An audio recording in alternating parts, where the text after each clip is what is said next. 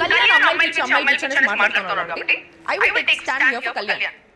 నేను చూసినంత వరకు కళ్యాణ్ తనుజాతో తప్ప ఇంకెవరితో మిస్బిహేవ్ చేసినట్టు నాకు అనిపించలా. తనుజ కూడా మిస్బిహేవ్ అని చెప్పేసి కళ్యాణ్ కూడా అర్థం కాలేదు. తనుజ కూడా కొంచెం ఇబ్బందిగా ఉంది టచ్ చేస్తా ఉంటే.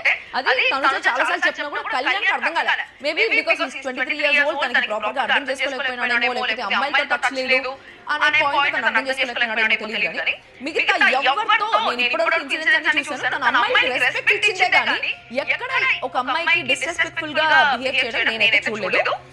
ఎగ్జాంపుల్స్ కూడా చెప్తా. మాధురి గారు రాగానే మాధురి గారు కూర్చోండి అని చెప్పేసి కుర్చీ తనే లాగాడు. అంత రెస్పెక్ట్ ఇవ్వాల్సిన అవసరం లేదు. ఆమె కూర్చోవాలనుకుంటే ఆమె కుర్చీ లాగానే ఆమె కూర్చుంటుంది.